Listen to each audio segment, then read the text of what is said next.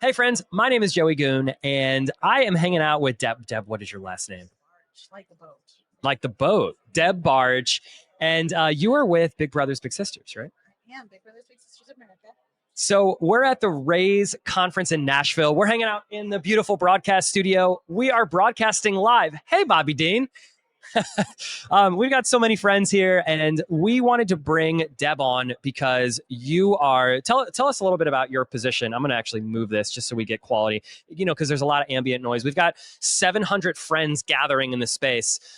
We're trying to make the audio as crisp and clear as we possibly can, but naturally, being in the Music City, there's a lot of music going on in the background. There sure is. And there are a lot of very excited attendees coming through this space, which is fantastic. I'm thrilled to be back at Raise. I have been here at least 6 of the 7 years at this conference, and I love it as a person who grew up as an event fundraiser, who's raised over $1 billion in that medium, and now get to be the Chief Development Officer here at Big Brothers Big Sisters of America, leading in that effort a nationwide movement for mentorship. And we are so thrilled to be here at Raise, but also to be here sharing our mission. That's awesome. I was a Big Brother in college. You just checked my box. Yes. I don't go anywhere without crossing folks where I was a big, I was a little, I was a parent little. I'm done. I can go home now. That's it. The episode is over. That's right. We're done.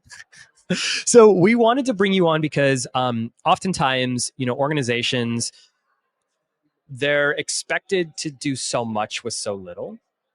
And we've talked with so many directors of advancement and development and executive directors who are looking for tips and tricks from larger organizations that are actionable, implementable strategies that they can deploy right now. And you are in a position where maybe you could share some tips and tricks and nuggets of wisdom that people could take home with them and start to, implement in their organizations. Oh, I love that question. And I have sat in that seat of scrappy local nonprofit, maybe 1 to 3 humans running that shop, all the way to the national large scale nonprofits that I have lived in before and get to live in now. I feel like there's a couple things. And the one that always sticks out, certainly here at Big Brothers Big Sisters, is mission. Mission first. Why are you here? What is your purpose? And then how do we tell that story of purpose in a relevant way that makes it really accessible? Very quickly, we could quickly connect that, you have a story that's, you were a big, and what does it mean to everybody else to be a big? Well, we try to translate that in a way for someone that wasn't a big to understand. Did you have a mentor in your life? Did somebody make a difference for you? And for every single one of our missions, if we can bring that a little more human, we can bring it down to the level that I can connect to. Why does it matter for me? That sort of what's in it for me mantra. It's what makes such a big impact on how you can break through, because there's a lot of noise right now. Yeah. So how are we telling our story that's relevant in real time with what's happening in society, what's happening in the news, what's happening in our communities, so that our nonprofit, no matter what the size, can stand out? Because it's a lot to break through. That's fantastic. Fantastic advice is like really honing in on your story. And I love the beauty and the art of storytelling. And when you're not just connecting people to their own like anecdotal experience, their own experiences from the past, but bringing in the like, just kind of like zooming out for a moment. So many, and you know this from personal experience, being a fundraiser who's brought in $1 billion, which is that's freaking incredible. Can we just like take a moment to acknowledge? There are many of me's out there, and I do. There's only one of you. Team. Well, there are many folks like me out there, but yes. we are so fortunate to get to do this work. And what I love about this Raise conference is a few years ago, we made the word fundraiser a prideful word instead of a dirty word. And for those of us that choose this as our careers, that's exciting. That is really exciting. How many nonprofits do you feel have an opportunity to not just connect people with the mission when it comes to their story, but to connect them with each other? Because like, I just walked up to you and Josh knew each other. Like, so I just interviewed Josh from Bloomerang. And I mean, we started playing geography. Like, we're both Jewish, so it's like Jewish geography. Like, everyone I knew is like, his cousins, and it's like, oh my God. But I mean, in this space, it's almost like we're playing that type of geography. Like everybody knows everybody. And it's like people come to events for the content, but they come back for the community. How important is that in fundraising? It is everything in fundraising. We are, and it's not just fundraising. The missions that we stand for, the mission I stand for, it's a relationship game. We are here in my mission to build relationships between young people and adults, between those young people and their parents, between those parents and their community. We are here for the purpose of relationship. And here in this room with all these folks around us, we're a community in ourselves. In the nonprofit space, there are thousands of us that choose to serve our career in this way, to give back to cause in this way. And this way might be raising money, because I am not the person that should be the match support specialist. I am not the person that should be showing up with the young people and the parents, but I am the person that can fuel that work as a fundraiser. And that's what we're surrounded by today. It's a whole lot of folks that want to fuel the good that's happening for the people we're trying to serve, for the communities we care about, because we're all in the people business. Yeah. And that's all about relationships. So every single one of us, it should be human to human. Folks know me know I'm a big fan of the word human. And I keep saying, let's be better humans. Let's be human first. If we do that, then all of a sudden this connection is so much easier. Our goal of raising money is so much easier, because I see you as a person, not as a wallet, not even as a donor, but as the human that you are. That's awesome. Love that. It's like giving up being impressive for just being authentic. I love that word, authentic. Why is, you mentioned a moment ago that that fundraising has sort of a negative connotation to it. Why? That's a great question. There was a time when, much like being a salesman used to have a negative connotation, that being a fundraiser meant that all you did was ask for money. And so there's a whole lot of folks that got rid of that term, that didn't want to be known as a fundraiser. Nothing shut a person up more on an airplane than me saying, oh, I'm a fundraiser. And they would immediately turn away and not want to talk to me. Because they think you're going to ask them. You're going to ask me for money, and I don't have money to give. But instead, when I get to say, oh, I actually work for Big Brothers Big Sisters, oh, tell me more. That's a different conversation. When I lead with the mission versus the profession that is raising dollars, it for some reason has a different feel. And so it's a big aha that fundraising is not a dirty word. In fact, it's a beautiful skill that so many of us have. And not everybody wants to do it. So talk to anyone in your program team. They don't typically want to sit on our side of the house and ask for dollars. We don't want to sit on their side.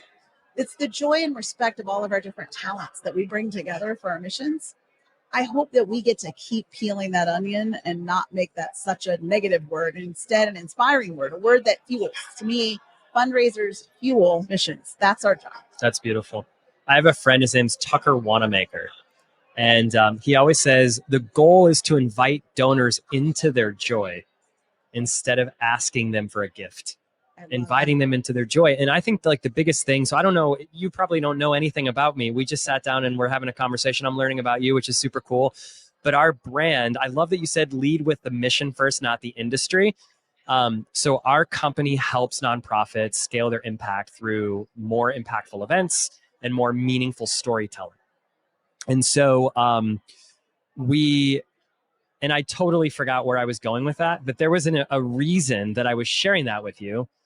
Oh, it was because, it's coming back. I promise.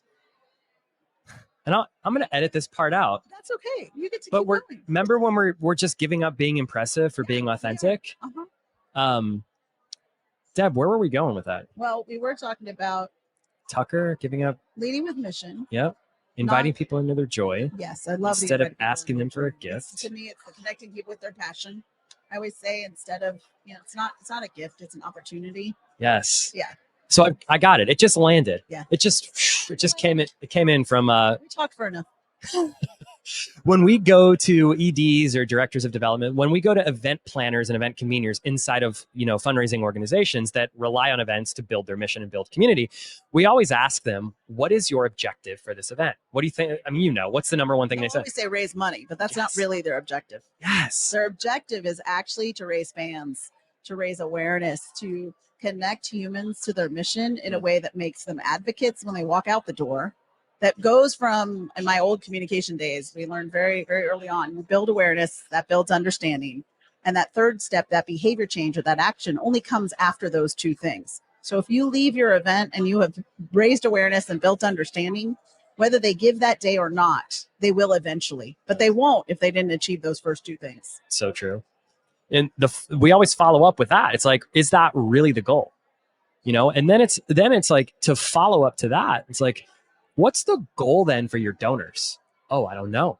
Never thought about that. Okay, what's the goal for your sponsors? We know what the goal is for you as the host. What about the goal for your attendees? What's the goal for them? And if we can get super intentional about why they're showing up to this thing, then perhaps we can design an experience that enables that community at large. But it's not until we understand why people come, like, why do we all show up to this thing today? That's right. And when we understand that, we can be much more intentional about how we create our experiences. How much of what you all do as an organization relies on events to build community and to bolster your fundraising efforts? It's a great question. Our local agencies do a whole lot of event-based fundraising and convening. So both things. Sometimes an event is not about money. Sure. Sometimes it is about collecting people together and celebrating the mission and encouraging folks to maybe become a mentor and see how it takes little to be big. It doesn't take as much time, effort, energy. You can just show up and be a persistent person in someone's life and make a big impact. It's my beautiful wife. She is great and making a persistent impact here. And that's a huge part of community. But for these agencies, like our nonprofits everywhere, right? In your community, gathering people in person to do a fundraising event is a yes always. Every one of our agencies is independent and they need to think about what fits their community. And what I love about that is they can meet the needs of their community. They can stand out. To your earlier point of how do you make sure what you're bringing to your attendee, to your sponsor, to your participants, and to your mission makes sense. It's not so prescriptive as much as it is community centric. What do I need here? What do I need now? I just had the chance to talk to our agency right here in Nashville where we are at, and they are so proud of a new opportunity they brought to life that's peer-to-peer at a Top Golf. And it's a sort of golf for kids' sake concept, but it allows companies to do peer-to-peer fundraising. It's inclusive. It can be inclusive of adults, and littles can join. That's It's so community raising, and it had been a really great pivot out of the pandemic for people to come back and convene because we wanted to be together. At the same time, they do traditional breakfasts and luncheons and galas like all the rest of us, where we tell that important mission story. We need you to make that personal investment, but it's really centered around, let's make sure you understand the power of mentorship first. You hear that authentic story, and then maybe you tell yours, because every single one of us has one to tell. So true. I think about the people who have been most impactful in my life, and it really comes down to my mentors. Those moments, those conversations. It's not so much about the answers that they gave me, it's about the questions they asked me. And that was the beautiful distinction. It was like those questions and being in a room with those individuals helped compress time for me. It's like I could learn from the lessons that they had already learned. So that's why what you're doing is so beautiful and so profound. It's like you're giving these littles light and hope, and like they get excited by their future because they have people that are just a little bit further along in life that they are, and they bring them up. And it's just so beautiful. So I just want to thank you for, because I'm semi familiar, just being a big in college, of how impactful and how meaningful the work is that you're doing. I love that you shared that journey, and it is so true. We say all the time that all we're doing is empowering this young person, is showing them opportunity and giving them that cheerleader on their side, that hype person, as we say, in the back, saying, you can do this. You've got everything in front of you, and we believe in you in every way. We talk so much about all the little moments that add up to make a big impact in a young person's life. In your story of those things that stood out as a young person, sometimes it's that little word of encouragement, that little pat on the back, that little moment of someone believing in you. And 10 years later, you look back and it made a huge difference to you, a really big difference. It might not have meant that much to the other person, but boy, did it change your pathway. And that's why we're so excited about how mentorship can make a really big impact. Sometimes you don't see it till later because you don't even realize that little kind word you did, that little moment you gave really had a ripple effect. So true. What's the most, I mean, we're at an event right now, so it feels pretty topical to ask this question. Is there an event experience, whether it's within your organization or outside, that really stands out to you as like maybe the best moment you've ever experienced at an event, the most profound interaction that you've ever, or just maybe something that is like an interesting story or something that came out at an experience that you've recently had? Oh, I have so many of those stories, but the one that I always talk about because it was one of my first. And so when everyone has that first, it matters. This beautiful donor, they had given the match gift for the Raise the Paddle, and they were so proud of their $1 million match they were going to give. And you know that going in, right? All of us that do this for a living, we know who our $1 million match is. That's not a surprise walking in the door. Sorry to all the guests that don't know that that's not a surprise. It's not a surprise. And we're sitting there and it's going and we've told the story and we're so excited to announce the match and the giving is going and everybody's stepping up to that match. And that donor taps their waiter, the person, banquet person who's serving them, and says, "Hey, I want to give another $1 million," because they were so inspired Oh my God. by what was happening, even though they knew what was going to happen. We told them this is how it's going to happen, but their feelings were so intense watching it happen, watching us leverage their generosity to inspire others to be generous. They tapped their banquet server and said, "I want to give another $1 million." The poor banquet server was beside themselves, like, I don't know what to do with this information. But it was such a meaningful moment because that's the kind of environment you want to create, is this environment that even when you've already given, you can't wait to give again because it means so much. I love that. Like, how do we create that environment? What makes an environment that's right for those conditions? There's a lot of pre-work to create an environment when the person that shows up at your event is ready to be generous, is ready to open their heart. We have done a lot of work ahead of time. We've prepared them for what they're walking into. Even if they're a guest of Joe and Joe's inviting a whole lot of folks we don't know, we have made sure they know, who is this mission? Why does it matter to Joe? Actually, it doesn't matter why it matters to society. It does matter why it mattered to Joe. Is that personal connection to the human that invited you all of a sudden makes this real? Like, oh, Joe is a big, so I'm coming because Joe does this every Saturday and goes and hangs out with their little. And I didn't know about it, but I'm excited Joe's invited me. And then when that moment comes and I hear the real story from the stage, it's not just Joe. Now I'm getting the next person's story, another real life voice. Maybe it's the mom telling the story at the stage. It all of a sudden becomes even more real because it's not just this fictitious thing out in the world. It is this thing that's connected to a human I know. Then I get to live it and experience it in the room. And don't forget, when I've arrived, there's probably a little greeting me at the escalator. There's probably folks saying goodnight to me at the end of the day. There's probably a beautiful image of someone at my table, reminded throughout in their voice and in their eyes why this matters. And the more we can do that, those people leave feeling that inspiration and motivated. Like, wow, I'm so glad I gave my Friday night to this. Can I share two tactical strategies Please. that I'm sort of reminded of just hearing you share that?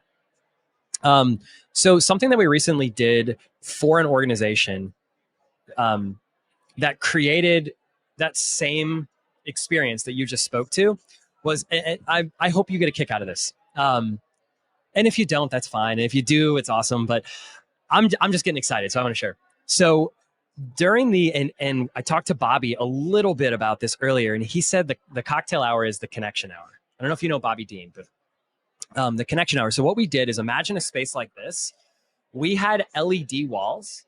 So 4 LED walls in the pre-reception space, and they're like 6.5 foot tall by 3.5 foot wide. And each of those LED walls has a story of a family whose lives had been enhanced by the services that nonprofit was providing. And we broke donors up into intimate groups of 20.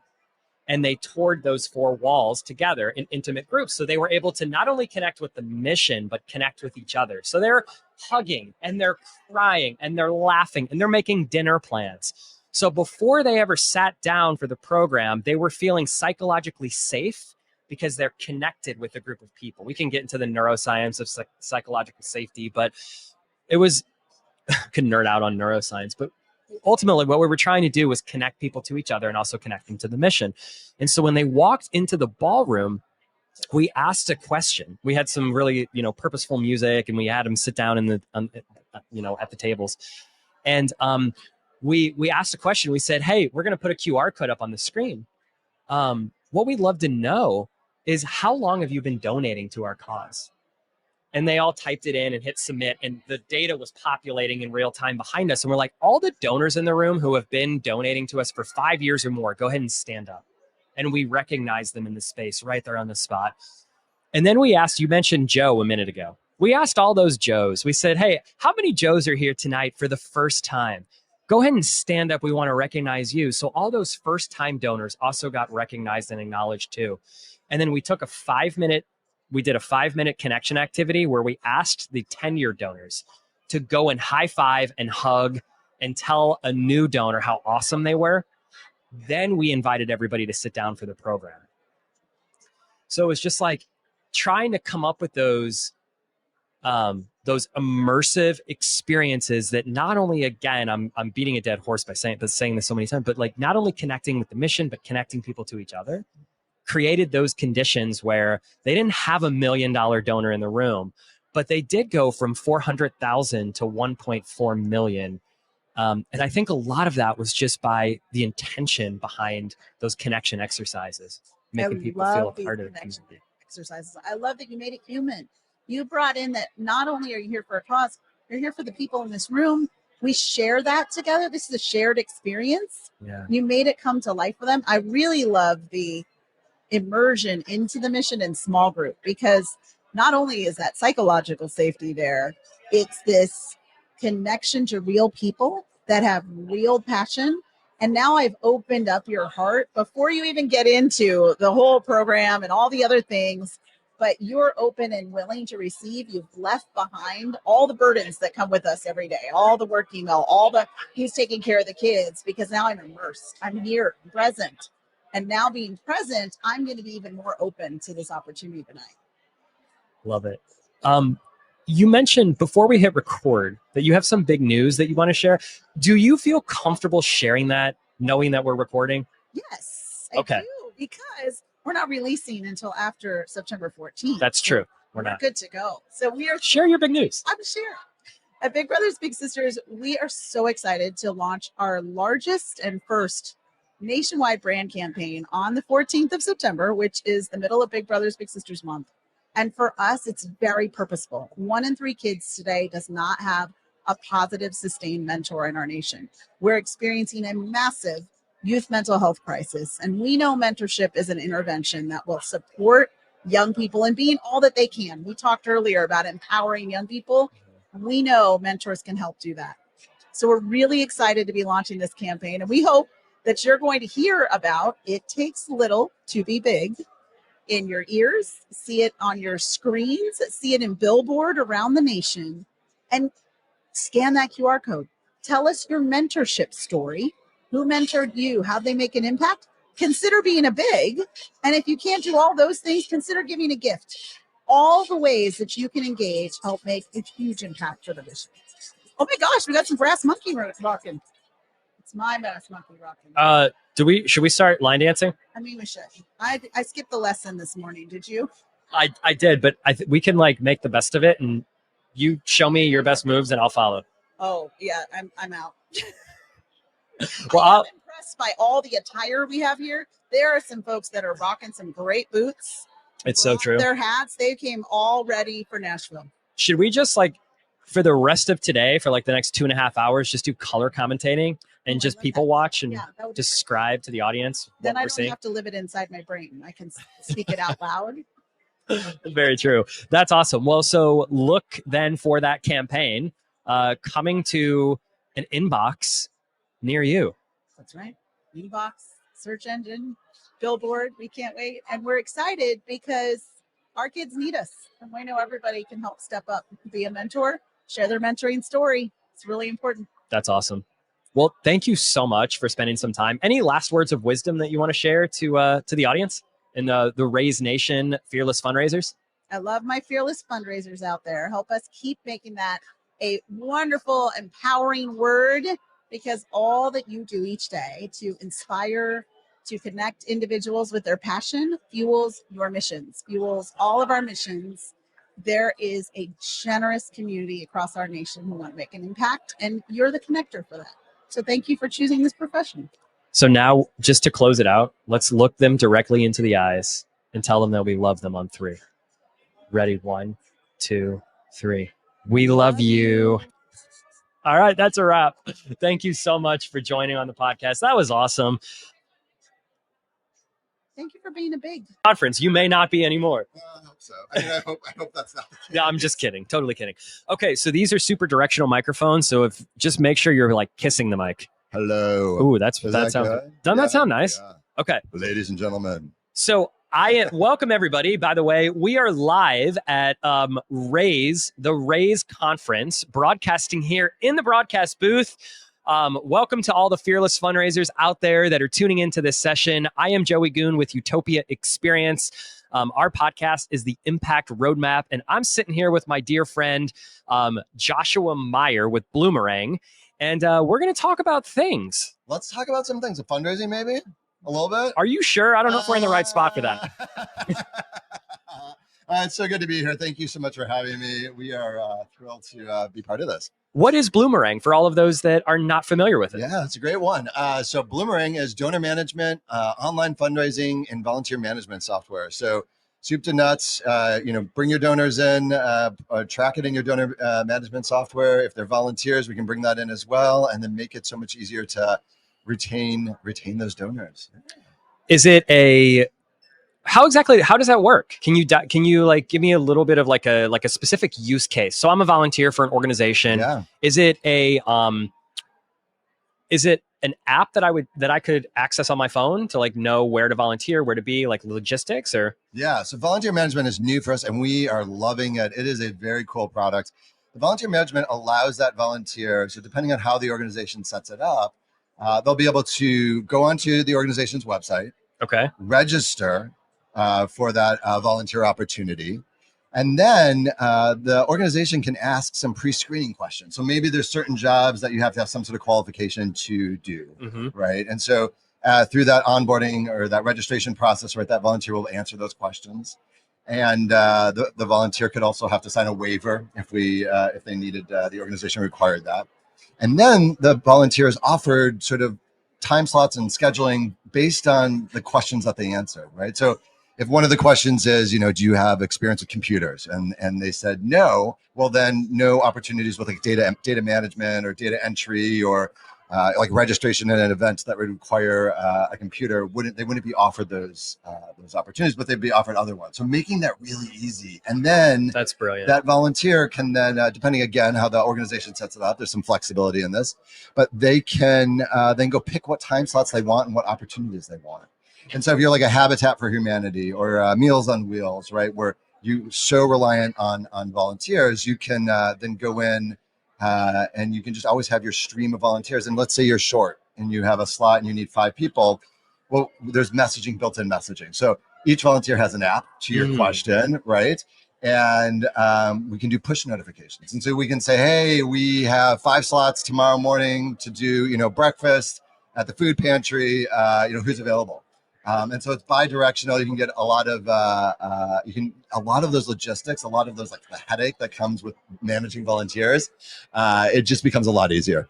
We have friends snapping photos. Yay! It's super cool. We're having a conversation at Raise right now in Nashville in the broadcast booth. And there are 700 of our closest friends that are gathering in this space. So like the ambient noise in the background, like it's actually music to my ears because we're in the Music City. Yes, that was my colleague Courtney. Hey, Courtney. She's like snapping photos for the socials. Woman on the street and the socials. Yeah, heck yeah.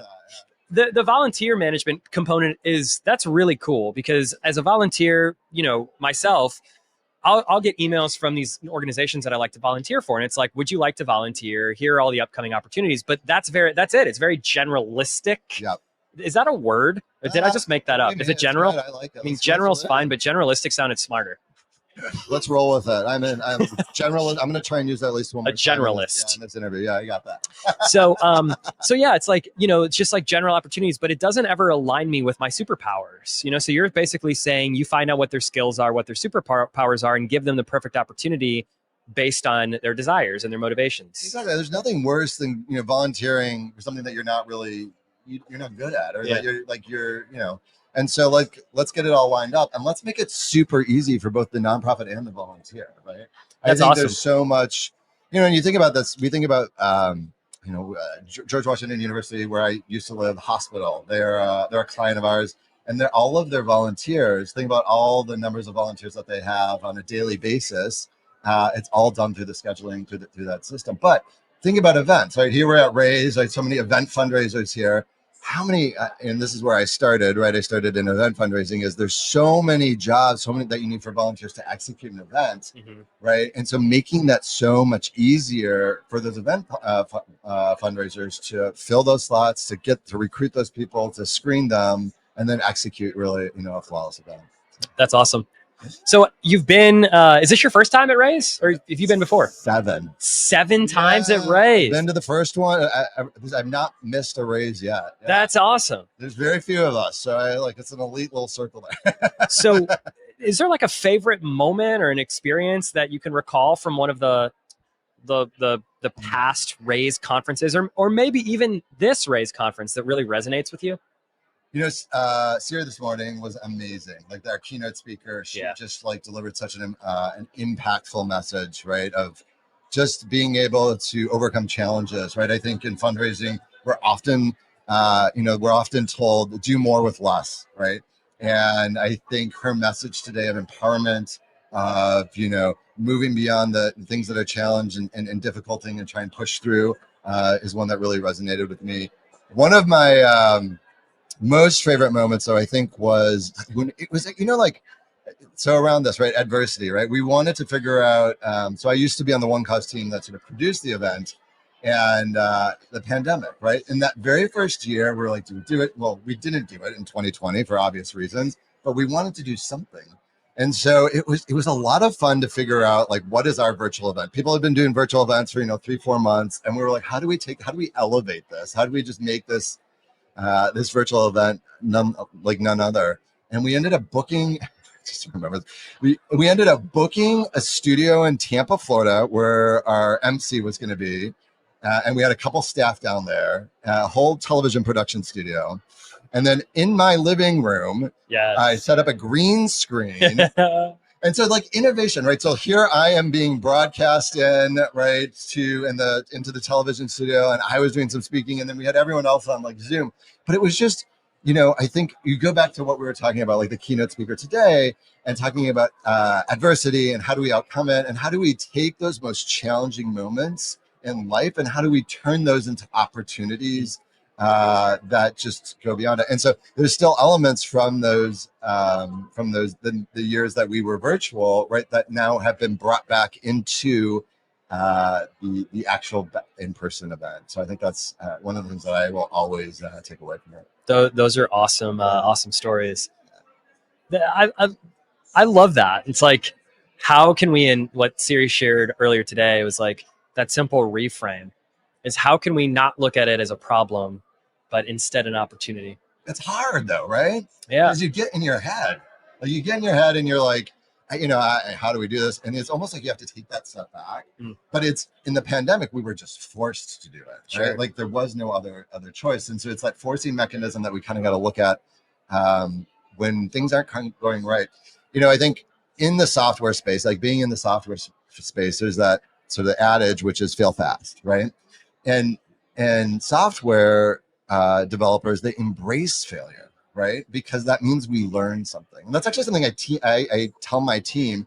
I say, I'd like it to go right the first time, but at the end of the day, if it doesn't land, if we don't stick the landing, whatever that is, the project that we're doing, we're trying new initiative, we're running a new marketing campaign, I care less about if it doesn't work, and more about what did we learn, right? And I think that goes back to what she was talking this morning, right? Is we're gonna get things wrong. We're in this society where like we always want to be perfect, but like, oh my gosh, right? Like, let's not we be could perfect. totally unpack that. Yeah, I know, right? But we don't need to be I don't think we need to be perfect. Let's get good enough, and then if it doesn't land, let's learn why it didn't land, and then how do we use that to move us forward.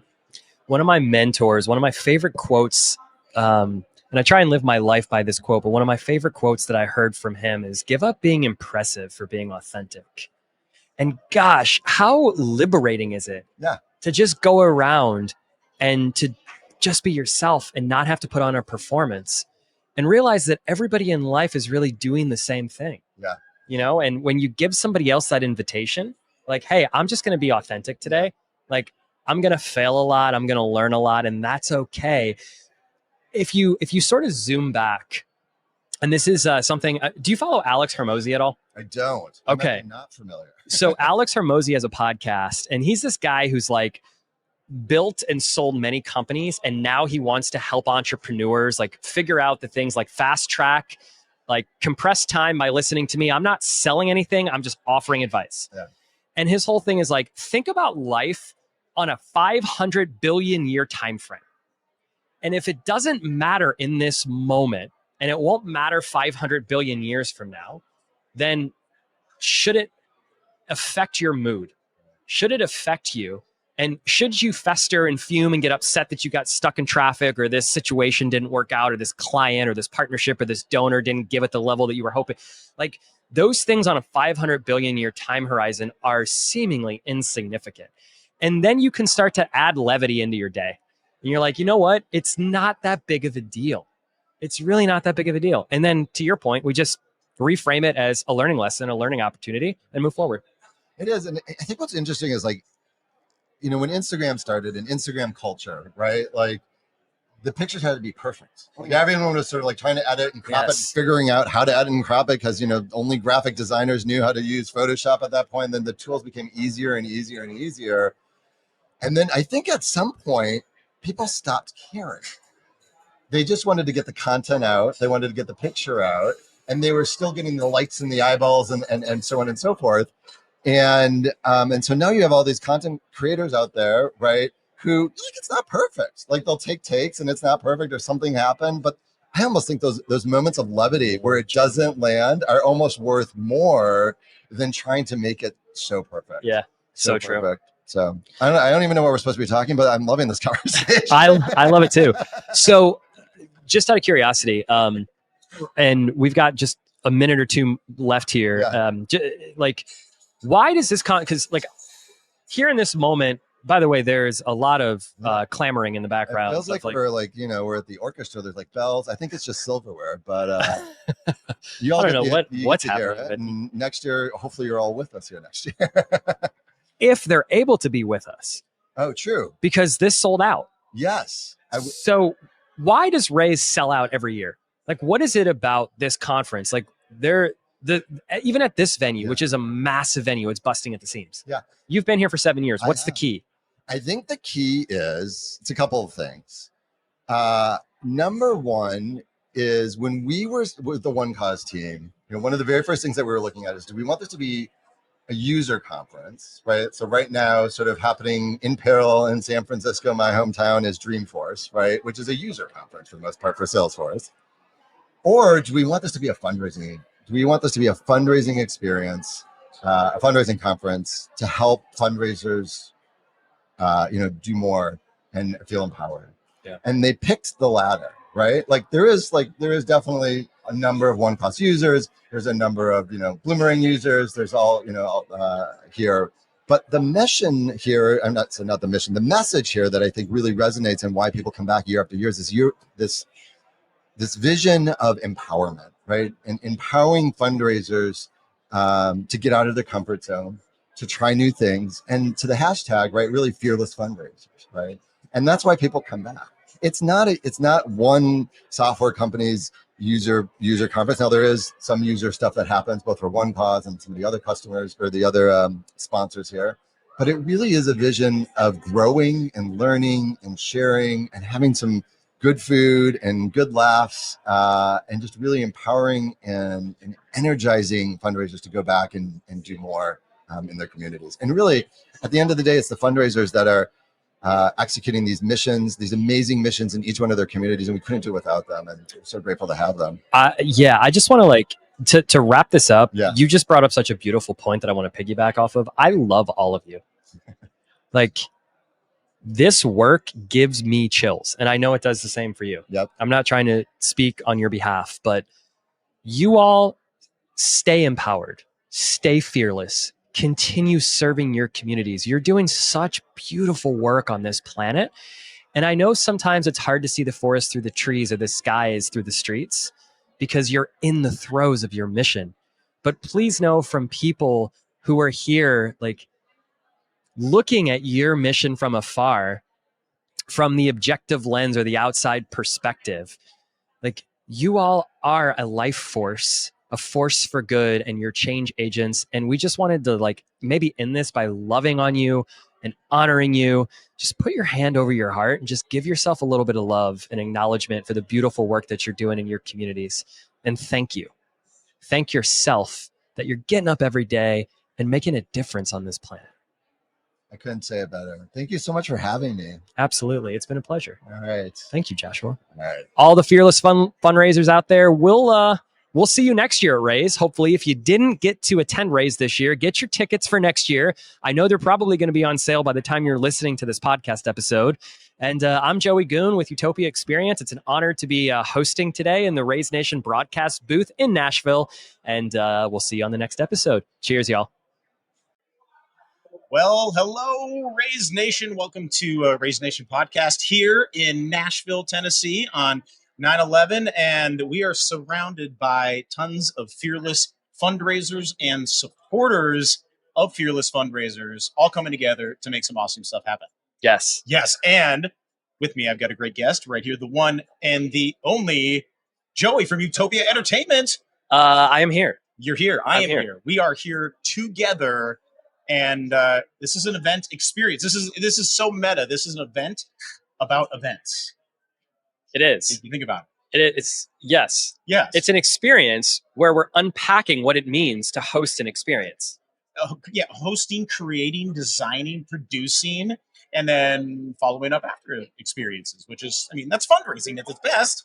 And it's critically important. Absolutely. So, well, I'm Bobby D. I'm here on the Raise Nation. Thank you to One Cause for having me. Also host a podcast, Heart of the Gala, all gala, everything gala, and we get right to the heart of it. Love it. That's all it is. So, Joey, all right. So now Utopia specializes in event production.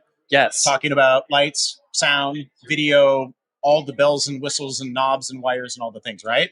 Yes, but I think it gets misconstrued where Okay. people think about like AV as how many sound, like what kind of sound system do we need? Right. And let's bring in some projectors or an LED wall. And Okay. which way should the wires run? Oh, okay. And No, that's way more than that. that's a part of it.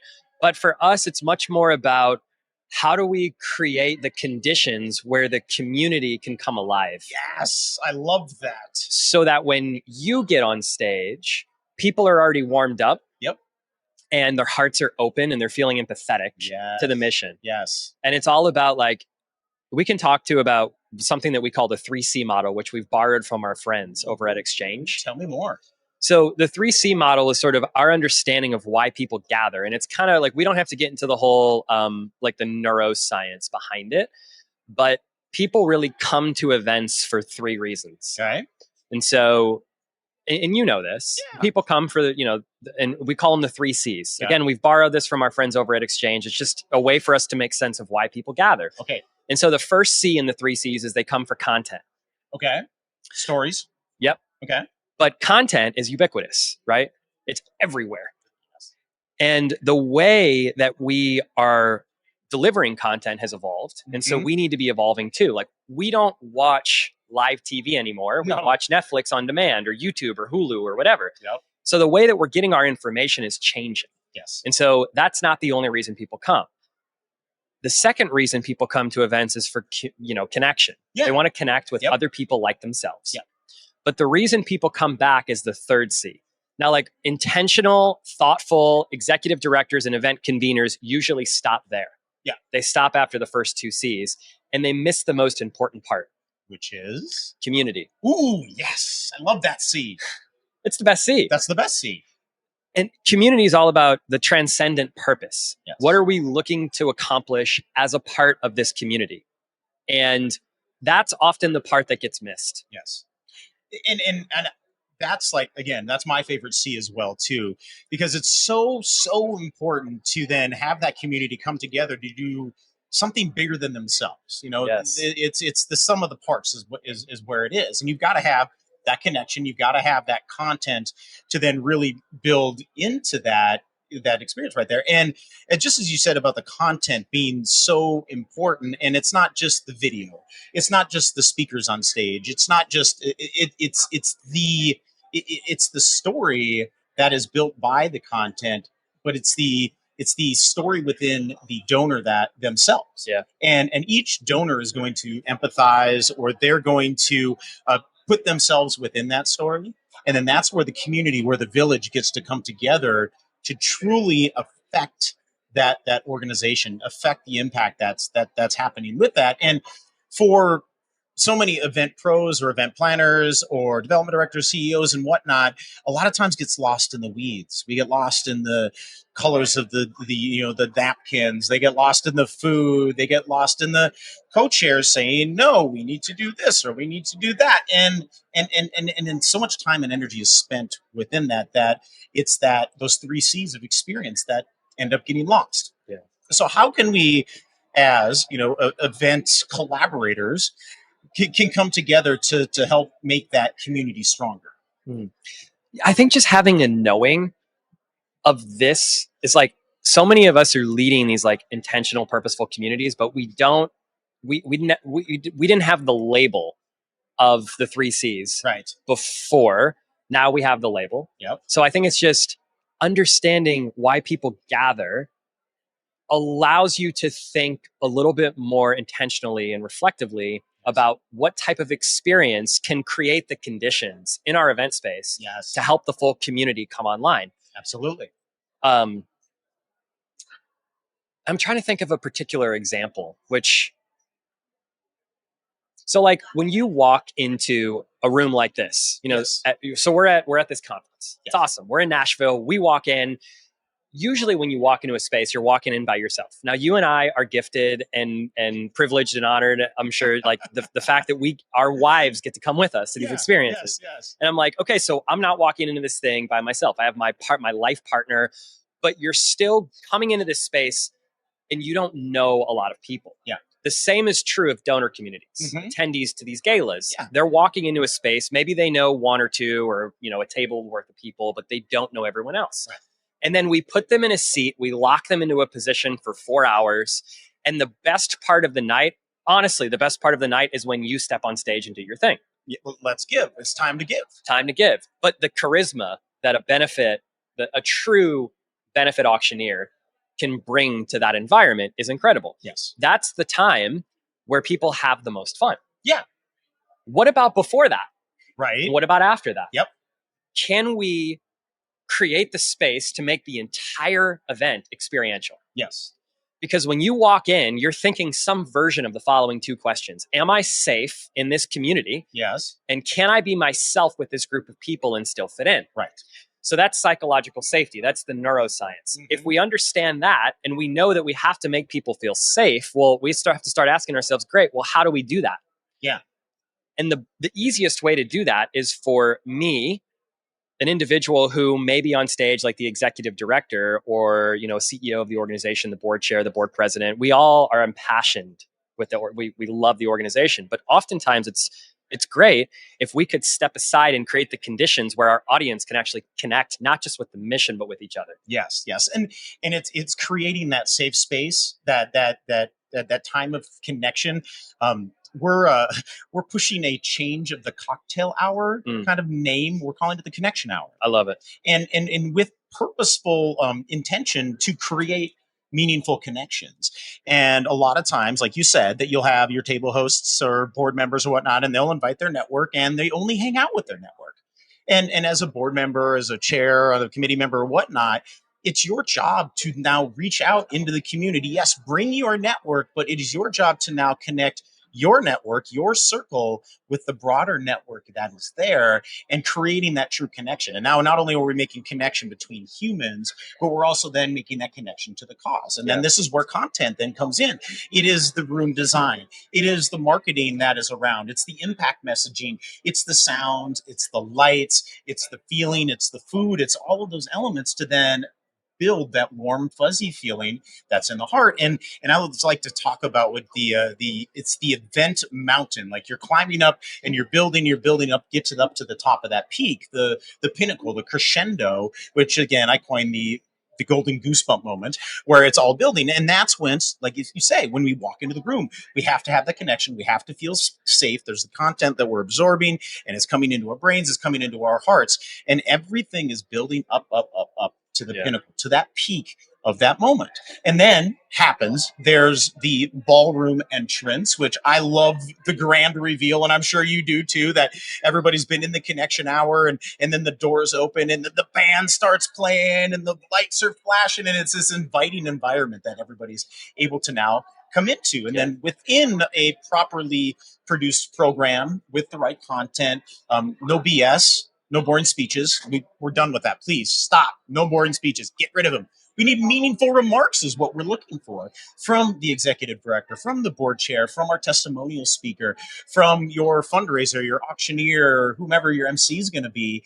These have to, again, be in alignment with that content plan, and make that connection that's going to happen. And then having the assistance of a great production team that understands the purpose of that. We're not, like you say, you're not just there to make sound happen and make light happen.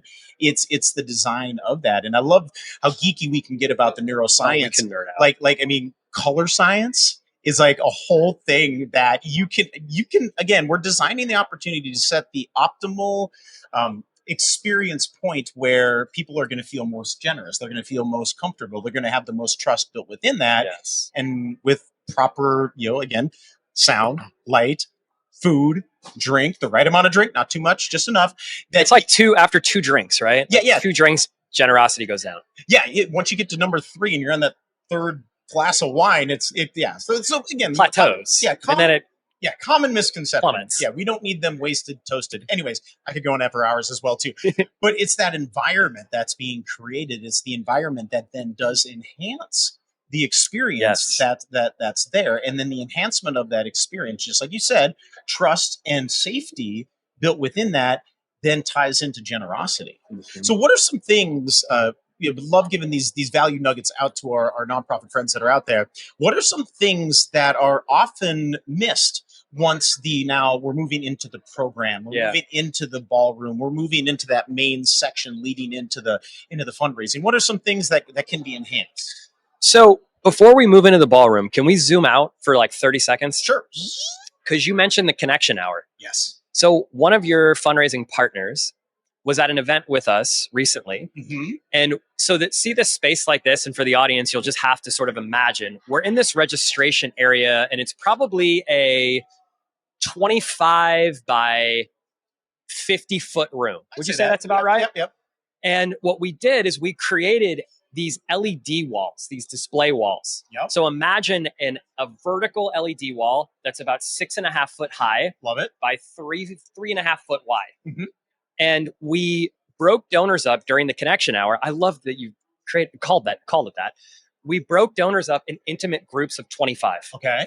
And they went and similar to kind of how we have all these sponsors placed around the room, instead of sponsors, they were stories of recipients. Yes. So recorded stories of how the donations were impacting and enhancing donors' lives. Ooh. So groups of intimate, 20, 25 donors would be led on guided tours around the venue. Right.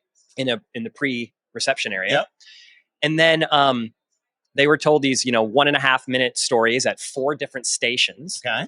And they laughed and they were crying.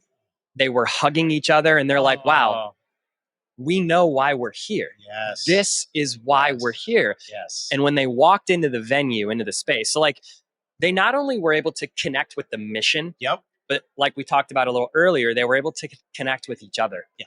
And start to form those new friendships and relationships. Yep. When the ballroom doors opened, all the families who were on those video screens were in the room to greet them. Oh my gosh. I have so many goosebumps right now. And so those families were hugging them, they're thanking them, they're Oh, crying. wow. I mean, it was magical. And so this organization was used to raising $400,000 to $500,000. They raised $1.4 million Oh my gosh. at this event. Wow. And that's just a small part of it. Right. The organization, a lot of that happened after the fact. Yeah, for sure. Because they did the work of picking up Yep. the phone and saying, hey, Mr. and Mrs. Donor, our goal was obviously to raise more money for these kids. What were your goals? Yes. Why did you come? What Yes. motivated you to give, Yes. whether that was a $5 gift or a $10,000 gift? And then they asked them to coffee. Yeah. And that turned into more donations and Yep. more donations. Yep. But Yep. those little intentional things that you can bring into your event, that's just one example. Then the ballroom doors open. Yeah, so I like to look at events kind of like a sandwich.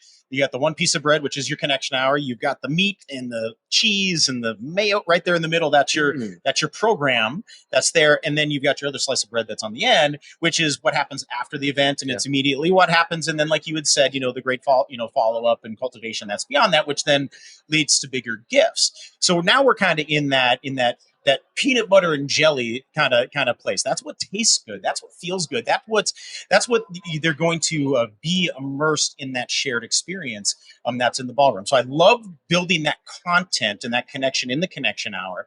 So now we're in the ballroom.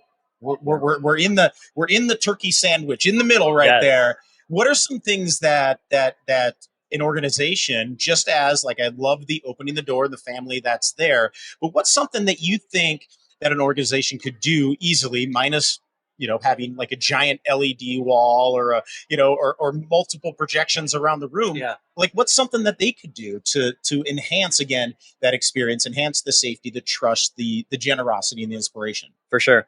So yeah, a couple different things here. First of all, I love that you bring up the AV component, because we are an event production company, but we're not going to tell an organization to invest in a 100-foot LED wall just for the sake of investing in a 100-foot LED wall. Right. The technology is there to serve the mission and to connect people. Yes. Like the LED walls with, the display walls with the family stories. One of the things you can do when you have technology in the room is a simple survey. So indulge me on this. Okay, I'm with you. You can do think about doing a survey where everybody scans it. The screen has a QR code when people walk in. Yep. You got some intentional music playing, maybe the band's playing or a DJ's playing. People are seated at their table. They're invited, not controlled or required, but invited into a survey activity where they scan a QR code, and on that QR code, a question pops up. And maybe the question is, how long have you been giving to our nonprofit? Ooh. And in real time, we can display those results on the screens behind us or the screen. Okay. And then we ask all the donors, oh my gosh, we've got people in here that have been giving for 20 years, for 10 years, for 5 years. Can those donors just stand up in the room real quick just to be recognized? They stand, we applaud them, they sit down. Now, all of the donors that are here tonight for the first time, can you all stand so we can recognize you? So then those donors stand. Now, taking it one step further, now we connect the tenured donors to the first-time donors. Hey, by the way, we're going to take 5 minutes, do a very quick connection activity. All of you donors out there that have been involved for more than 5 years, go find a first-time donor. Give them a high five. Tell them you love them. Tell them that they want to become you, right? We want them to become you. Let them know maybe your greatest moment or your greatest memory of being a part of this nonprofit. Absolutely. Boom. Now you continue to create that element of community and connection in your space. And you made people feel like this is a place that I want to be. It's a community they want to be within. This is the village that they want to gather around the campfire and break bread. And that's what is happening at these events. It's a very ritualistic activity. We're eating, we're drinking, we're sharing stories together. There's going to be celebration. There's going to be tears. There's going to be activity. There's action where people are now literally bringing to the table some of their harvest from the year, Yeah. and they're able to share that to affect the village as a whole. They're there to affect the community around them, whether it's kids, whether it's animals, whether it's a particular conservation fund. But whatever the nonprofit's mission is, it's that village gathering around that. And I love the feeling of a elder of the village now welcoming a newcomer to the Yeah. village to say, we embrace you, we welcome you to our tribe, to our village, to be a part of this, and we want you to be with us. Yes. And like, how safe now does a first time donor feel in the paddle raise to then raise their paddle to say, I am one of these, and the enthusiasm of your returning donor, your tenured donor, that when it's like, we're at the $10,000 level, and they're like, I'm in, and they feel so good about it. But yes, a new donor might not be able to give at that $10,000 level. When they get to that $100 level, like it's cards all over, and you have all of these donors, and that's the magic of events. That's the magic of the transformation from a guest to a donor. Yeah. Or the transformation from a first-time donor to a tenured donor. That's that transformation that can happen by having an activation just like that. Just like you had said, we're creating more connection for the community. That's that connection, creating the content, giving context of like, this is what we do at this event. This is what we do is give. This is our culture of philanthropy within our village. If you don't want to be a part of our village, get out. But this is what we do, and this is how we do it. So I absolutely love that. So now we've done that. We've gathered. We've connected. We're breaking bread, and now it's program. It's program time. I get the question all the time, and I just want to see if I'm right or if I'm wrong. How long do you feel an optimal program can and should be for a typical gala style ballroom event? 2 hours. No. 90 minutes. An hour. 45 minutes. 35 minutes. I would say like between. What would you say? Well, that's It's a loaded question it is because a loaded question. It's a depends question. Yeah. But what I am seeing is that we're seeing more successful events the shorter the program is. Sure. So where, I don't know, 5-10 years ago, they always used to say the average attention span of an adult was like 45 minutes. That's why college classes had to be 45 minutes or less to, have the people to stay and actually learn. Well, I think it's shrinking. I think it's now like 35 minutes, 25 minutes, like the like a YouTube video kind of algorithm. They're saying, okay, long content can be content till about 20, 25, 35 minutes, and people will pay attention to that. Otherwise, we got to break it up into 2 parts because nobody's going to be it. And same thing in event programming, from when the first person steps on stage to say, welcome, thank you, this is why we're here, to the last person, whomever that is, says, thank you so much, we had a record-breaking night, good night. Like that span right there, I'm thinking like maximum 35 minutes. And you have all your fundraising, you have all your storytelling, you have all your awards recognition and whatnot. And that's like, I think that's the size of the sandwich that we have now. Sure. Yeah, it's interesting. And I think it is critical to hire a professional fundraising auctioneer and step out of the way. Right.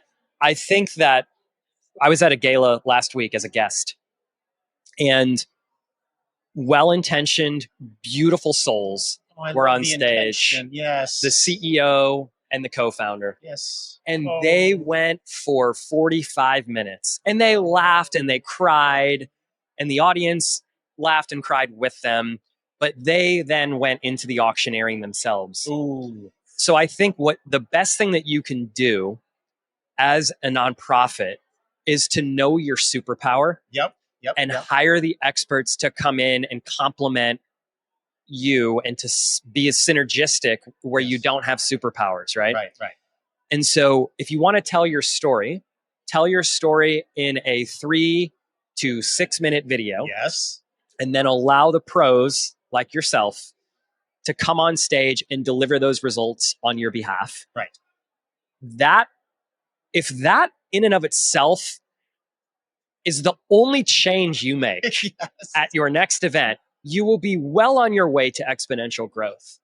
That's a huge shift. And not to be, biased within that because I do make my living as a fundraising auctioneer and MC. It's like even in the keynote today, Siri was talking about what's that thing that you need to change in the world. What is that passion that you have? You see something that is an injustice that needs to be fixed. This is my fix. This is what I and you we're talking about right now is enhancing the experience. I would say if we took a poll of the 600 attendees that are here at Raise, how many of them have experienced the what I call the record scratch or the you moment at an event? Like, why is that happening, people? Why are we even allowing or putting that in the opportunity that could ever happen at the where you have all the visibility of every guest at an event? Like, why would you take a gamble on somebody saying something so distasteful it turns everybody off, or go on forever and ever, and now all of a sudden that very short window of attention span that you had just disappears. You watch I have seen this happen, and I've been trying to fix this, but you see the build, they're climbing the fundraising mountain, they're getting to that point, and you're like, there's the golden goosebump moment, we need to ask for money, and then they keep going 10, 15, 20 minutes later, and you've lost all momentum, you've lost all inspiration, you've lost, because now we've gone into too many drinks, we've gone into too long of stories, people are like, I want to hang out with my friends, I want to talk, and now the audience then takes over, and you're not optimizing that program to what it truly can be. I also think what you're sharing to the audience is that you don't respect their time. You know what? And that's That's such a big piece. That's the biggest way to break trust, is to say that here's our program and we promise you we're going to have you out of here at this time. Right. And then to go rogue on stage for 90 minutes, 60 minutes, 30 minutes, whatever it is. And it's like the program then goes longer. Yes. The quickest way to have a higher donor attrition and break trust is to not respect and honor them as a human being and them as a community. I've had a conversation with a how you say a serial event gala donor or attendee. Like they go, like that's their social network, is they're at a gala 2-3 times a week, like in gala season. And I've asked them, I asked them, I'm like, sir, what is that thing that either turns you on or turns you off? And just what you said right there, it's the respect for the audience that's there to give them the best experiences possible within your budgetary, however. But he's like, if it's too loud, the audience is going to take over. If it's too quiet, the audience is going to take over. If it's too dark, if it's too light, if the speaker that you have up there is not engaging, is not, inspiring or whatever, like we're going to take over. If that, funny uncle that you have on stage is disrespectful to us, the audience is going to take over. And they're like, no, this is not your gala anymore. This is ours. And this is like from the mouth of the donor. And I'm like, this happens? He's like, it happens a lot unconsciously, because once that disrespect happens from the presenting entity, whether it's the nonprofit or even in corporate events, that happens as well too. Yeah. They're like, we're not investing, or like the audience is seeing, they're like, okay, they're not investing in my experience. They don't care what I feel. They don't care what I think. They want my money, but they're not respecting my time and my attention. That they'll turn, they'll flip on a dime and then take over. There's been many times I've come in after the pro bono auctioneer, or I've come in with we've used the ballroom sound and the ceilings, and they're always saying, like the nonprofits are always saying, it's like, yeah, nobody paid attention. They just kept talking during the fundraising, they talked during the auction and the paddle raise, and they never had the focus. And I start asking them, I'm like, okay, well, did you use a professional sound company? What was your storytelling like? How long was your program? They start checking all these boxes off, and I start to see, I'm like, okay, you didn't respect your audience's attention. You didn't respect their presence in that room and give them what they want. They want to feel good. They want their hearts to open. They want to give you money. You have to give them that opportunity to do that. So I start to check all the boxes. I'm like, okay, these are very easy fixes. And for anybody that's out there that's watching and listening, whether you're here at Raise or you're not, Hi, by the way. yes, start checking your boxes with your partners, your collaborators that are within this. Yeah. AV companies, your event planner, your auctioneer, your fundraising consultants, your photographers. All of these people are there to make your event be better.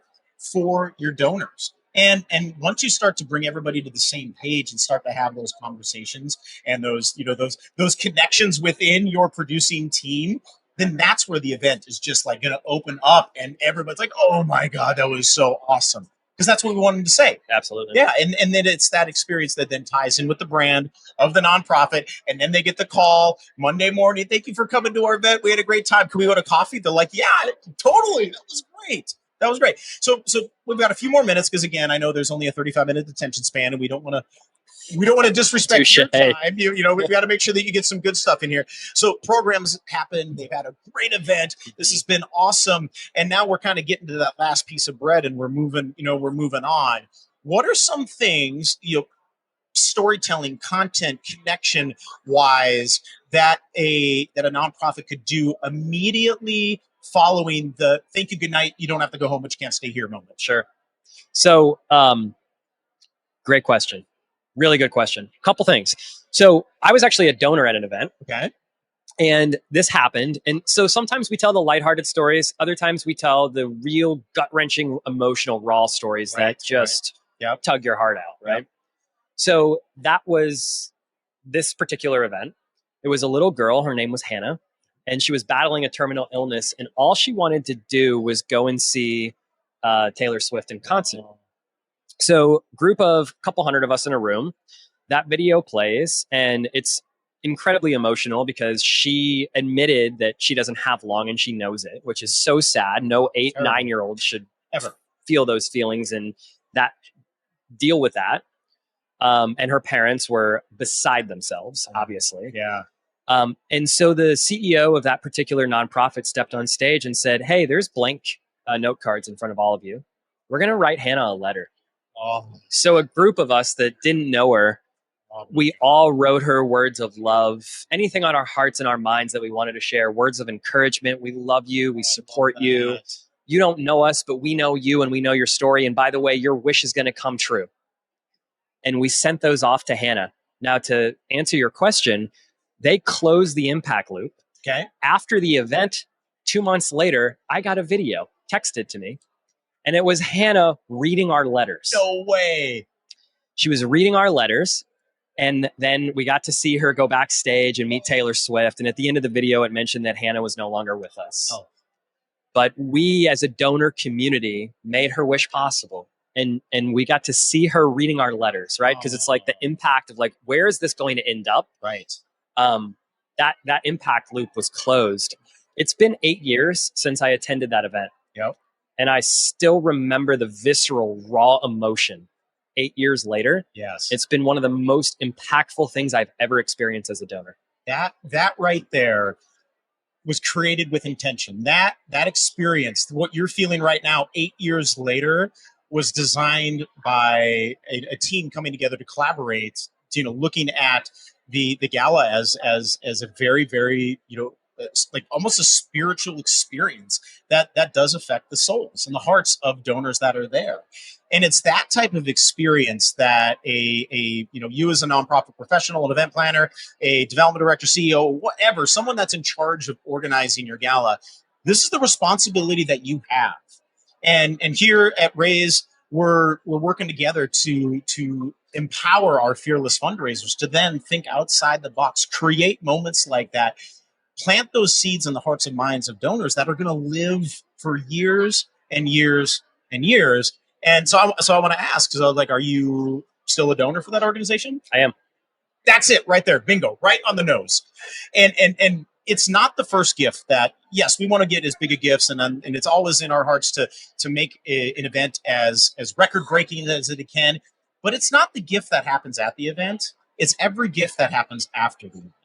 And that's the key thing that I think often gets missed when planning events. Because I was, here, like I have conversations with lots of new friends, and I ask them like, "How's your event?" And not here at Raise, because a lot of them are doing it right. They're like, "Oh, it was great." But there's a lot of times I'm at other association, conventions and conferences and different things, and I ask them, or I tell them I'm in events, and they're like, "Events, ugh." that's just their feeling, and if that's the feeling they bring into the event, That's interesting. it's like, yeah, It's I because I hear it happen. their expectations, like the expectations that are placed on nonprofits, are Yes. unreasonable and unattainable. It's terrible. Yes.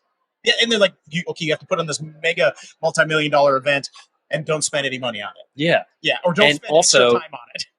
do everything that you do as a director of development while simultaneously planning an event that's a full-time job. Oh yeah, because they're superhumans. I mean, you can do everything, right? No, I mean, it's not like they have kids or school or soccer Or a games life. or a life or a spouse or a cat or a dog they want to actually hang out with, or maybe even hobbies. Yeah. 6 months leading into the gala, you have to do everything you can to make this. It's not reasonable, and it's coming together and creating a team of collaborators, whether they're vendors, whether they're volunteers, whether they're committee, whether they're chair people, or built within that. But it's looking at, okay, who do we need to bring into the team? What is the goal that we're trying to do, and what's the plan that we're using to get there? And I think if you can think about where you want to end up, and then gathering that team and that plan to set that moment that's in your heart, just like you showed 8 years later, that's the long-term goal within, and that's the focus that we have to have as we're creating events. By the way, another interesting thing, the thing that we're doing right now is something that you all could and should be doing at your events. So like when you go into the planning process, you should be thinking about your content strategy. This is a Yep. conversation we have with all of our clients. Yes. Like this, recording a podcast on site at an event is brilliant. We're going Love to it. walk away with hundreds of pieces of content. Love it. And every single time the content is going to be shared, one cause is being promoted. Yep. Right?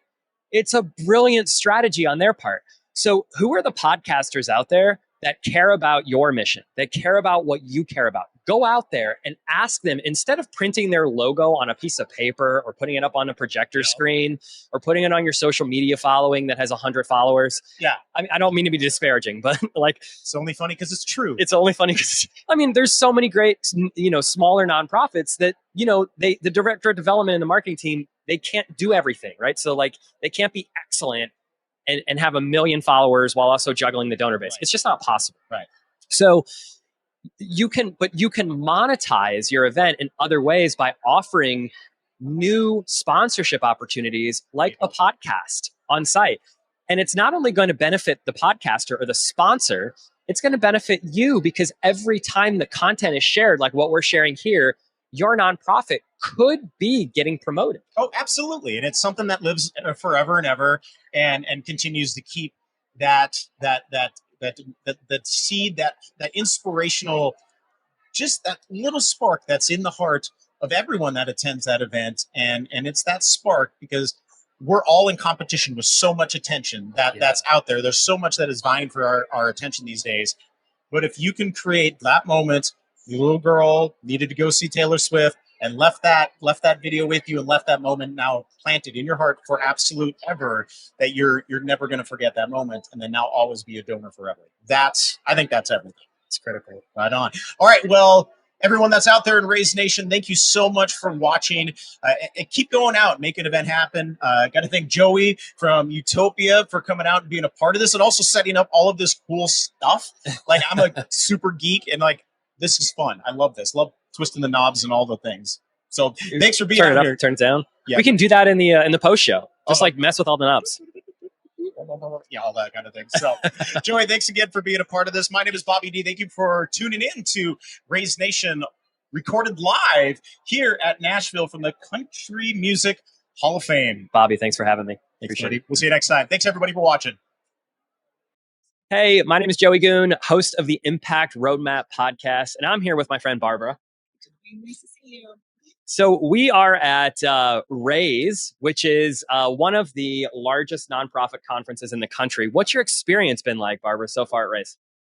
I love the Raise conference. The One Plus team always delivers, and in fact, always overs to us. So this is a great place for not only really important tactics and strategies and insights for fundraisers, but it creates such an important community. I love the energy. I love seeing so many what they call fearless fundraisers. Hashtag fearless fundraisers. And it's just a great place to be amongst others who are looking to make the nonprofit sector strong. So, working to make the nonprofit sector stronger, you're coaching and consulting on that. What is your brand and what's your focus when it comes to helping nonprofits? Yeah, so at Windmill Hill Consulting, we're really focused on helping our nonprofits build stronger donor relationships, and we do this with that through that lens of donor retention. It's one of my personal soapboxes that I really bring to the firm because we've got a crisis in the sector. We've got on average 60% of nonprofit donors are leaving nonprofits, which is we've got over the last 20 years, the number of donors has been declining by 50%. The number of volunteers has been declining. That's sort of the bigger problem we have that we're not paying attention to enough. So I really think that we've got to be reshifting our priorities as nonprofit leaders, as fundraisers, so that we are building relationships with donors and not just randomly doing acts over asking too many times without thinking about that donor experience in a way that keeps them in conversations. Sure. I love that you bring that up. I'm speaking about the donor experience and kind of talking a little bit about neuroscience Yeah. and how we thrive in communities. And when you walk into a space like this, and I know that this your approach kind of you have a holistic approach. It's all encompassing. It's not really specific to events per se, but since this is topical, I thought I'd use this as an example to sort of, piggyback on what you just shared. Now, when you walk into a space like this, there's probably 500, 700 people here, right? The first thing that we're all asking some version of the following two questions is, am I safe? And can I be myself with this community and still fit in? We're asking that whether we're sitting at a table, like this, or in a session, in a breakout session in the main stage room. And I think that's not specific to people attending just a conference like this. That's ubiquitous across all nonprofits, all communities, and it's all about how do we make people feel seen and heard and feel safe and feel connected to the bigger mission and the bigger picture of what the nonprofit is doing. And quite simply, it just comes down to what you shared a moment ago. It's building relationships. 100%. And that culture, thinking about connection, thinking about communities, has to come through everything a nonprofit does in their donor communications, in their donor engagements, in their donor levels. So whether you're sending out a news that's only about the organization, but not about celebrating donors in the communities, the collective community that makes those results happen. Or even venues where we have to think about what do we want our donors to, or attendees to walk away from that event? What do we want them to know? What do we want them to feel? How do we want them to get inspired so that they'll want to do something with our organization, whether it's make a gift, whether it's buy that silent auction, whether it's volunteer, whether it's spread the word, and amongst other things. So I totally agree. I believe in bringing neuroscience principles into how we think as fundraisers because it's how we think as human beings, right? Yeah. And the sense of community is absolutely essential to the way we engage other audiences in those who are not. What do you think is like the biggest opportunity for improvement in the nonprofit sector? Because you mentioned something that's kind of alarming, that donorship's going down, there's a lot of attrition. People aren't as it's not that people aren't giving, right? It's that they're maybe giving to one organization and then deciding that I don't feel right here, I'm going to go somewhere else. Like, where's the biggest opportunity for improvement? So there are a couple things. So when we look at the Giving USA annual report, which is released every June, this year it showed that in 2022 there was $500 billion, so 500 billion was given to nonprofits in 2022, right? And we think that's fantastic. Wow, the American people are so generous, and they absolutely are. But looking behind the curtain, we are seeing a declining number of donors. It's been a 20-year trend. The number of donors has declined by about 20%, and it's continuing on that downward trajectory. The number of volunteers is also declining. And the number of donors who are declining, the majority of them are under $500. That's 98% of revenue that most nonprofits are receiving. So we have to be rethinking how we communicate with donors. we've got to have to take the luxury of time to say, all right, we're going to assess all of the communications, all of the touch points that we as nonprofits do with our donors. So whether it's our emails, print pieces, our web community, our web pages, the language we use there, the events, how are we communicating with them? How are we creating that sense of community? How are we creating that sense of connection? Are we talking only about ourselves as organizations, right? That's so good. Because the donors need to know, where do I fit in? I think we also should be thinking about or rethinking our stewardship, because so often nonprofits, and I get it because there's so many overstressed staffs, they're under-resourced staffs. So I totally understand that sometimes it's all they can do to just send out a thank you. And it could be something like, on behalf of the board of directors, blah, blah, blah, right? Nobody wants to hear on behalf of the board of directors. I want to know, did my gift, A, did you get my gift? B, is my gift going to do something? So that has to come through in that thank you. And it has to not just feel perfunctory. It has to feel like, oh, cow, stop the process. I just got your gift and I want to say thank you. It has to be that niche feeling that the donor will receive, that we feel when we get that message. We always say people come really for three reasons. When you're talking about, and I'm bringing up events because we're an event company. We're at the Raise event, and I'm thinking like people come to events really for three reasons. But we always kind of play with it and say, well, they come for two, but they come back for one. And that third reason, when we ask our nonprofit, executive directors, directors of advancement, directors of development, we ask them like, what are your goals for your event? What do you think their number one answer is? More money. Yes. Yeah. And we say, well, what are your goals what are the goals for your donors, for your 10-year donors? Well, I don't know. What are your goals for your sponsors? Don't know. Yeah. What are your goals for your new first-time donors? Not sure. That's a more difficult question for them to answer. And so we do such a great job at events knowing what our goals are and realizing that our number one goal is to raise more money. And to do that, we believe the best way and most effective way to raise more money is to connect people with our mission. Yeah. But the biggest thing that we see that is missed is what you just shared, and that underscores this entire conversation. And it's that we fail oftentimes to connect people with each other. Yep. That's the reason why people come back. Yep. They come for the content, they come for the connection, but they come back for the community. Yeah. Yeah. And that's the through line. We got to nail that. 100%. And it's going back to neuroscience. We as human beings, we'll feel safer in community, right? Because it goes back to prehistoric times when if we were safety in numbers, we weren't going to get eaten by the lion, right? Yes. So we want to know, am I with others who believe in the same missions, same causes that I do? Am I part of a community that's helping to solve whatever that problem is? Am I not part of that community that's destroying the environment? Attacking civil liberties, human rights, and so on. So it becomes a sort of, who am I with? What's my community as a donor? And so the language we use as nonprofits and fundraising materials has to be conveying that, donors like you, or you care about free speech like we do, and your gift is going to do this, and this. And that automatically signals to the donor, right, I'm with people who believe and share the same and convictions, and I'm going to fight those others who are doing the things that are attacking causes and culture. You just shared some ninja tricks there.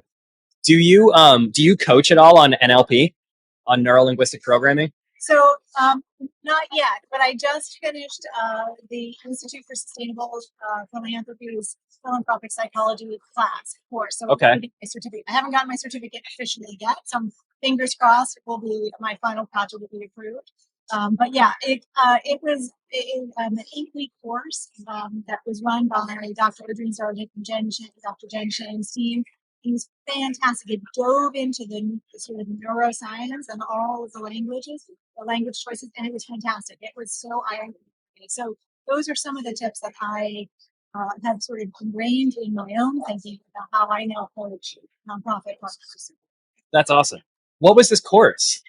So it's with the Institute of Sustainable Philanthropy over in the UK. Okay. Dr. Adrian Sargent and Dr. Jen Chang.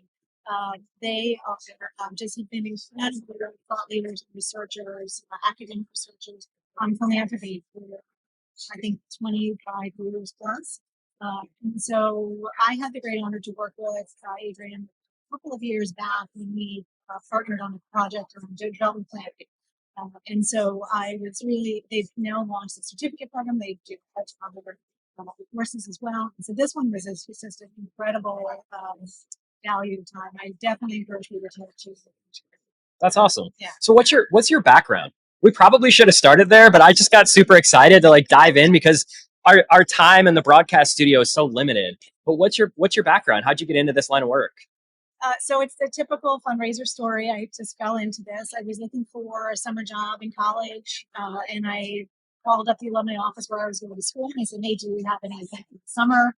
I ended up just working as an assistant to the development director during that summer. I stayed on as a part-time, student worker during that senior year, and I just when I graduated, I thought, well, I don't really know what I want to do, so I took a job in fundraising. I worked at Harvard, and I just thought, well, I'll do this until I figure out what it is I'm going to do. And at some point, I realized that I went through a couple iterations of what I wanted to do inside the fundraising space and outside, and I realized that I really liked advancing causes. I really liked working with donors. I really liked thinking about nonprofit strategy and management. And so here I am 30 years later, and I can't. I don't have the excuse now to say I'm still trying to figure out what I want to do. I've had the great honor to work with a lot of different organizations, both in-house for about 15, 16 years, and now with my consulting firm. We've worked with some incredible partners who are doing really powerful work around the world. That's amazing. Is there a particular cause that you're really excited about right now? Like that you're and I don't want to put you on the spot because I'm sure you work with a lot of noble causes. There are many nonprofits out there that are doing fantastic work. Is there one in particular that you're like, wow, this group is really doing something that I'm excited to get behind? Yeah, I can't prioritize one to the other. They are all doing incredible work, getting whether it's training medical professionals in countries where there's the lack of medical professionals per capita.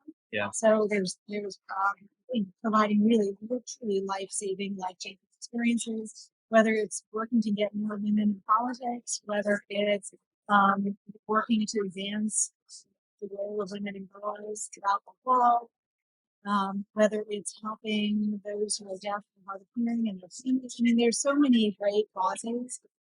I can't choose one. They're all That's fair. doing incredible work. That was an unfair question. It was, in a sense, it was loaded unintentionally. You Any can fall for it. That's fair. You didn't. Any pro tip advice that you would give to nonprofit experts or professionals that are experts? We're the experts. We're all experts. We're all in experts. this, right? Absolutely. That's the beautiful part is when you come from the lens of humility, there's always everything that you learn, you realize like, wow, I know nothing. There's always so much more to learn. 100%. But any pro tips just based on your background in coaching and consulting, maybe one or two or three shifts that a nonprofit can make right now that are actionable? So we are right in the throes of year-end planning, right? So I would say really thinking about building, first of all, managing our own time and managing our own bandwidth.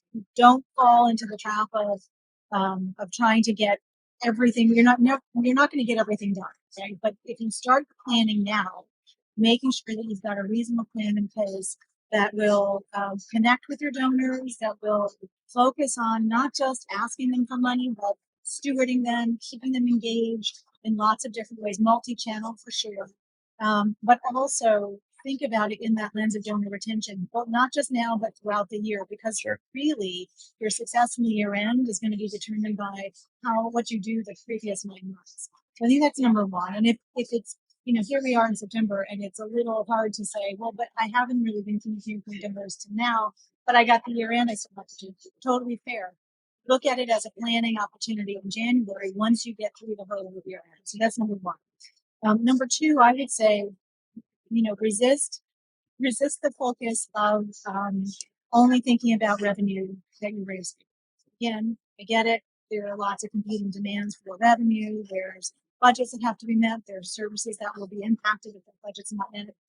Fundraising is more than just the money that's raised. We know that I talked about the donor retention crisis that we're in.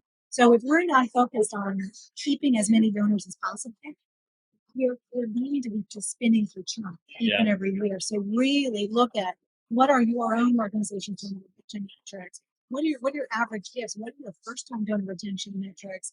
And again, because on a national average, the 20% of people who make a first time gift are going to make a second. Yeah.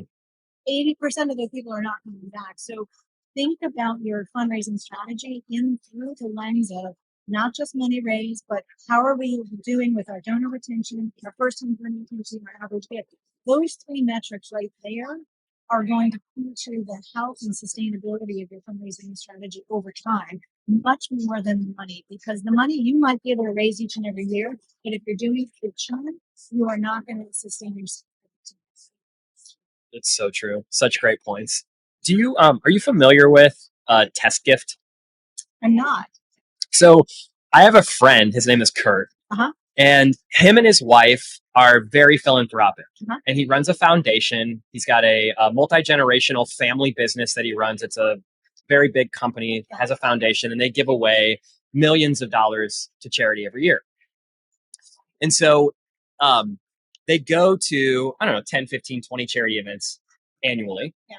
And they always give a test gift. And the test gift is $100, $1,000, $5,000, a small amount for them that is like a test to see how the charity follows up with them. Yeah.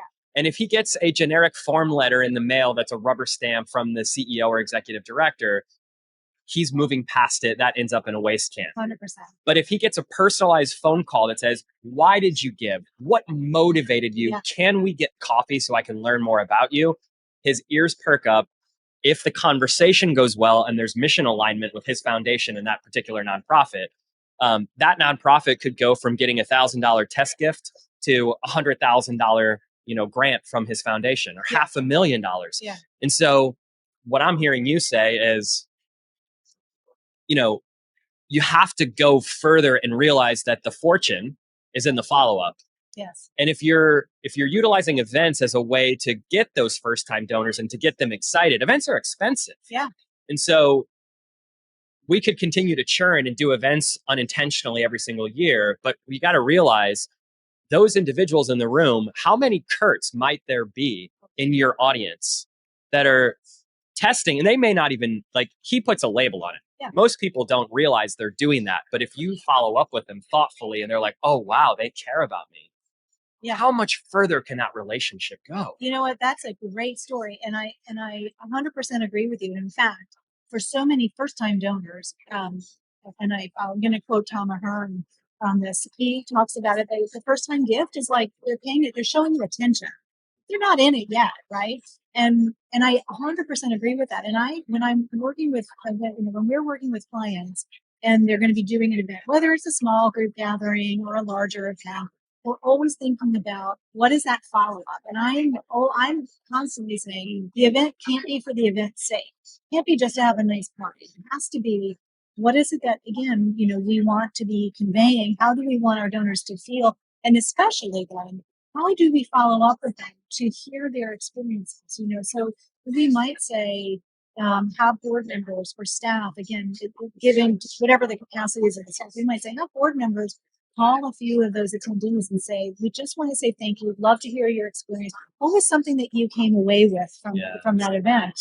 Because without that follow-up, even, again, if staff capacity or volunteer capacity doesn't allow that, do something. Send a letter, send an email, follow up with survey questions, but do something so that the attendee feels like you paid attention, you noticed they were there, or you noticed that they couldn't come, right? That's also that they weren't able to come, and you want to still follow up with them because it is about those personal relationships at the end of the day.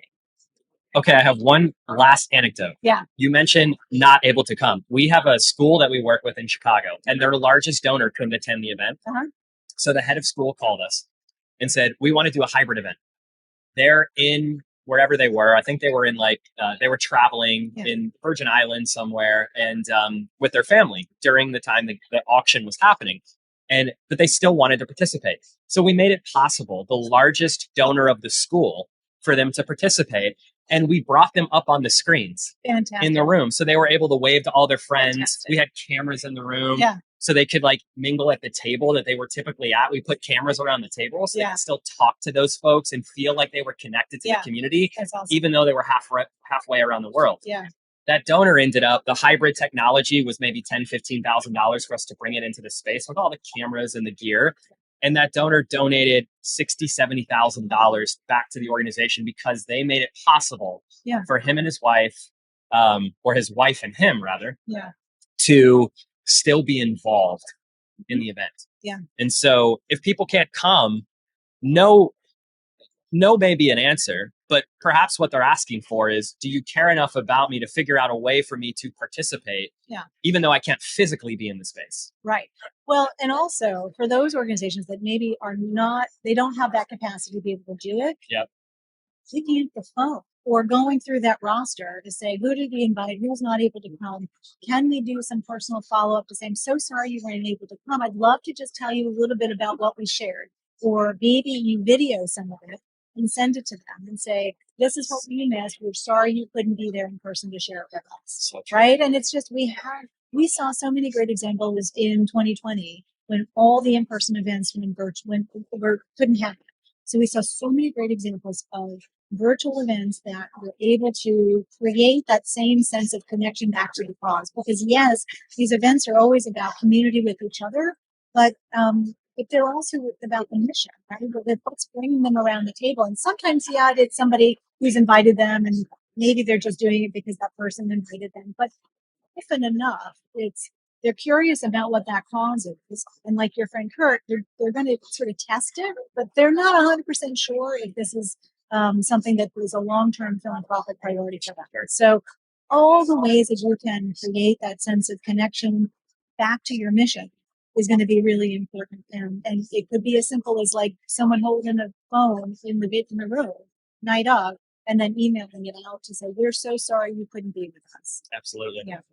I love the idea too of your phone is your content device now. Yeah. You don't have to have highly produced content every single time you put out a piece of video. Right. So we could just record a quick video for that particular donor or group of donors with other individuals that care about them in the room. Yeah. Just say, hey, give a shout out to, Barbara. She can't be here, but we want to send her love. 100%. Yes. Record that quick video, text it over to them, and just lets them know that you're thinking about them. That's really good advice. That's awesome. Well, thank you so much for being here on the Impact Roadmap podcast. We're at Raise Nation in the broadcast booth at the Raise Conference in Nashville. We hope to see you all here next year. Last question is, where can people get in touch with you if they want to learn more about you and your services? Yeah, they can go to our website, whillconsulting.com. W Hill Consulting. We'll put that in the show notes. And thanks for tuning into the Impact Roadmap podcast. Thanks, Jeff. Thanks for being a guest. It's good to see